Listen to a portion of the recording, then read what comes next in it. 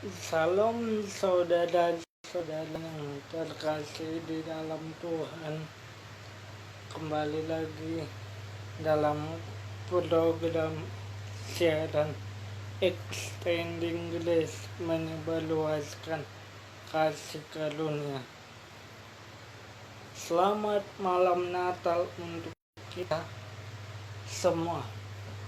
Tidak terasa kita sudah berada di penghujung tahun 2025. Kita sudah memasuki masa-masa Advent beberapa minggu yang lalu, ya, dan kita sekarang masuk ke dalam masa Natal. Natal di mana sebuah pesta meriah, sebuah acara yang lebih spektakuler dibanding acara-acara yang lain, ya, yaitu tentang hadiah kehidupan dari Bapa di sorga, pencipta langit dan bumi dan segala isinya. Tema Natal kita tahun ini The Gift of Life, hadiah kehidupan. Saudara dan saya, kita semua adalah makhluk ciptaan Allah yang disebut makhluk hidup, karena Tuhan Allah telah menghembuskan nafas hidup ke dalam hidung kita. Di Kejadian 2 ayat 7, ya, Kejadian pasal 2 ayat 7 dikatakan, ketika itulah Tuhan Allah membentuk manusia itu dari debu tanah dan menghembuskan nafas hidup ke dalam hidungnya. Demikianlah manusia itu menjadi makhluk hidup. Jadi saudara dan saya ada di dalam dunia ini, berdiri berpijak di dunia ini, di bumi ini, itu karena Allah telah menciptakan kita sebagai makhluk hidup. Sesudah Allah menciptakan saudara dan saya sebagai manusia yang disebut makhluk hidup, Allah menyediakan dan memfasilitasikan, ya, segala kebutuhan kita, yaitu dengan adanya tumbuh-tumbuhan, ya, dan dikatakan mengalir aliran air laut. Tuhan menciptakan pepohonan, ya, dan menciptakan segala apa yang kita butuhkan dari hasil bumi, ya. Namun ada kabar buruk di situ. Dosa hadir di tengah-tengah kehidupan manusia karena manusia salah dalam mengelola kehidupan atau mengelola bumi alam ciptaan ini, ya.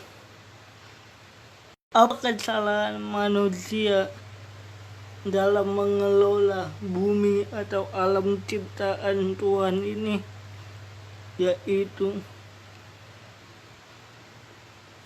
Allah melihat bahwa manusia melanggar perintahnya dengan memakan buah pohon pengetahuan yang baik dan yang jahat, ya.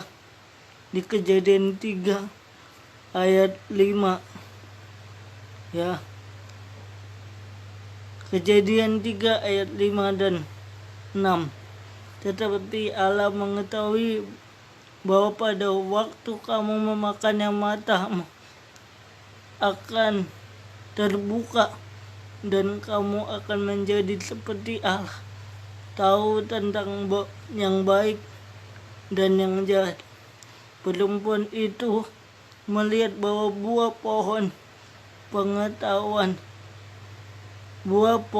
itu baik untuk dimakan dan sedap kelihatannya. Lagi pula pohon itu menarik hati karena memberi pengertian. Lalu ia mengambil dari buahnya dan dimakannya dan diberikannya juga kepada suaminya yang bersama-sama dengan dia, dan suaminya pun memakannya. Maka terbukalah mata mereka berdua dan mereka tahu bahwa mereka telanjang, lalu menyemat daun pohon ada dan membuat cawat. Bukankah itu yang terjadi kepada saudara dan saya, keturunan Adam dan Hawa yang telah jatuh ke dalam dosa? Sebelum manusia jatuh ke dalam dosa, sebelum manusia melanggar untuk tidak memakan buah pohon pengetahuan yang baik dan yang jahat, mata mereka ditutupi, karena kita atau karena Adam dan Hawa tidak tahu bahwa dirinya sudah telah telanjang. Tetapi ketika dia memakan buah pohon pengetahuan yang baik dan yang jahat itu, justru dia tahu bahwa dirinya telanjang, sadar bahwa dia telah melanggar perintah Allah, ketetapan Allah. Ini juga yang terjadi di akhir zaman ini. Kadangkala sebelum kita mengetahui bahwa dosa itu tidak baik, untuk kita tidak boleh lakukan, kita tidak mengerti bahwa hal itu buruk bagi kita. Ketika kita sudah mengalami akibat dari dosa, akibat dari kesalahan yang kita perbuat, kita sebelumnya tidak tahu bahwa ketika itu kita lakukan ada dampak negatif. Justru ketika ada konsekuensi, ada dampak, ada sebab akibat dari dosa, makanya kita tahu bahwa itu adalah kesalahan, keberdosaan atau kejahatan. Saudara-saudaraku yang dikasihi Tuhan, ketika saya melakukan dosa atau kesalahan, sebelumnya saya tidak tahu bahwasanya itu negatif atau itu akan mengakibatkan sesuatu yang fatal, akan mengakibatkan kejadian yang fatal kalau saya melakukan atau menerima sesuatu yang tidak baik.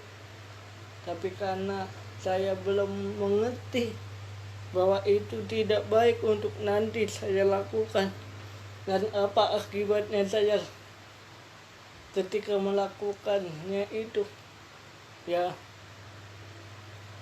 saya mudah untuk tergoda untuk melakukan hal yang tidak baik, untuk melakukan yang buruk. Justru karena ada sebab akibat dari sesuatu yang buruk, yang tidak baik, yang sudah saya lakukan, yang sudah saya kerjakan. Makanya saya tahu bahwa itu tidak baik. Nah, itu pun yang kita alami, saudara dan saya. Lalu bagaimana caranya untuk kita diubah, diperbaharui pola pikir kita, mindset kita, supaya dapat kita menelaah, memikirkan, atau mengetahui sesuatu yang berkenan di mata Tuhan, yang baik di mata Tuhan, yang bisa membuat saudara mengalami kehidupan yang sempurna, kehidupan yang tidak ada kesalahan atau kecacatan atau kelemahan dalam hidup ini. Atau apa caranya supaya kita tahu bahwa itu tidak boleh kita lakukan, karena saat kita tahu itu akan mengakibatkan kejatuhan ke dalam dosa, mengakibatkan membuahkan dosa dalam konsekuensi yang nanti kita harus alami. Apa rahasianya? Kita buka di dalam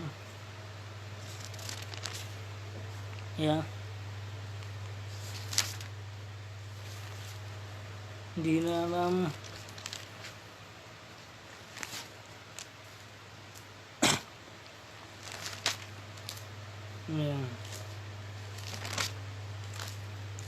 Yohanes pasal 8 ayat 32 sampai 36. Yohanes 8 ayat 32 sampai 36. Dan kamu akan mengetahui kebenaran, dan kebenaran itu akan memerdekakan kamu. Jawab mereka, kami adalah keturunan Abraham, dan tidak pernah kami menjadi hamba siapapun. Bagaimana engkau dapat berkata, kamu akan merdeka? Kata Yesus kepada mereka, aku berkata kepadamu, sesungguhnya setiap orang yang berbuat dosa adalah hamba dosa, dan hamba tidak tetap tinggal di dalam rumah, tetapi anak tetap tinggal dalam rumah. Jadi apabila anak itu memerdekakan kamu benar-benar merdeka. Dikatakan di sana kan, setiap orang yang berbuat dosa adalah hamba dosa. Jadi saudara dan saya bisa mengetahui bahwa itu tidak baik untuk kita lakukan dalam menjalani sesuatu di dunia ini. Itu berarti kita memang bisa disebut orang yang tidak baik. Saudara disebut orang yang jahat, saudara disebut orang yang mencuri, tukang berzina, tukang mencuri, bukan karena identitas kita sebagai pencuri atau penzina, tapi karena kita sudah melakukan sesuatu Makanya orang menganggap kita adalah orang berdosa, tukang mencuri, tukang berzina. Ya, karena kita sudah melakukan dosa itu, ya, lewat pikiran kita, lewat mata kita, lewat apa yang kita dengar, itu sudah jatuh ke dalam dosa sekalipun kita belum melakukan hal yang membuat kita jatuh ke dalam dosa. Saudara berdosa, melakukan dosa, mengerjakan hal-hal yang berdosa, karena identitas saudara adalah orang berdosa. Makanya kita mudah untuk melakukan dosa. Tapi kabar baiknya, di dalam Kristus, di dalam Yesus Kristus, Dia telah memerdekakan kita. Ya, dan kamu akan mengetahui kebenaran. Kebenaran itu akan memerdekakan kamu. Ya. Ayat 32. Saat saudara dan saya menyadari identitas saya adalah orang berdosa yang telah dimerdekakan dalam Yesus Kristus, yang telah dilepaskan dalam Yesus Kristus, yang telah diubah menjadi baru dalam Kristus Yesus. Kita merdeka dari dosa. Kita bebas dari dosa. Bebas dari belenggu-belenggu dosa. Karena Kristus telah memerdekakan kita lewat kebenarannya. Kebenarannya tinggal dalam kita. Kita dibenarkan, dikuduskan, disucikan satu kali untuk selama-lamanya. Maka kita juga dapat berbuat hal-hal yang baik, hal-hal yang kudus, hal-hal yang saleh, dan meninggalkan dosa. Karena kebenaran yang memerdekakan itu, yaitu pribadi Yesus, tinggal dalam hidup kita. Ayat 36, apabila anak itu memerdekakan kamu benar-benar merdeka. Kita tidak sedang berjuang untuk dimerdekakan oleh Allah dalam Yesus. Kita tidak sedang berjuang untuk meraih kemerdekaan dalam Kristus. Tetapi kita berjuang hari ini. Kita melakukan hal-hal yang baik, hal-hal yang positif, karena kita merdeka dari dosa karena Kristus. Kita bebas dari dosa karena Kristus telah lahir dan tinggal dalam kita. Itulah hadiah kehidupan. Ya. Kedua,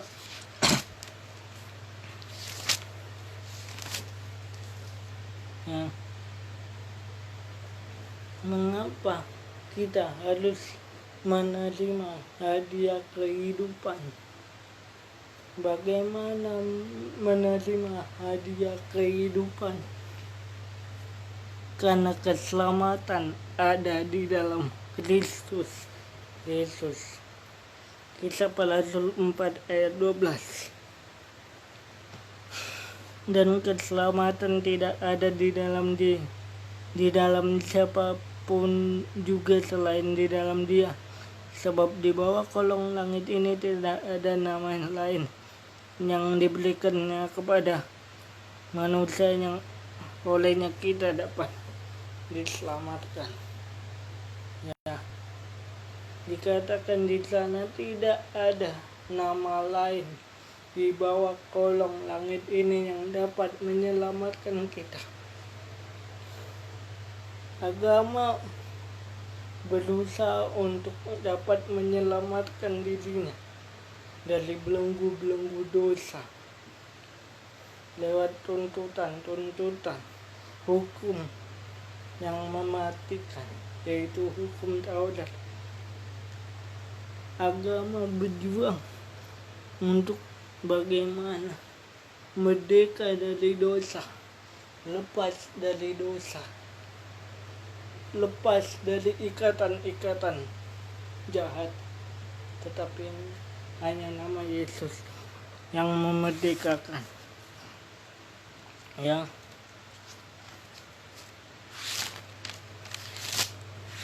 yang kedua, bagaimana menerima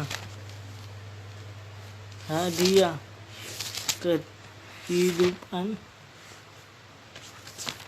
Matius 11 ayat 28.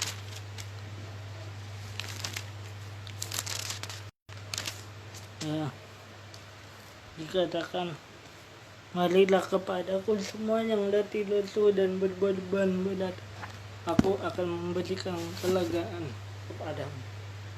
Ya, datang kepada Yesus, terima Yesus sebagai juru selamat, percaya Yesus membawa beban hidup kita, maka kita dilepaskan, dilegakan, istirahat dalam roh dan kebenaran.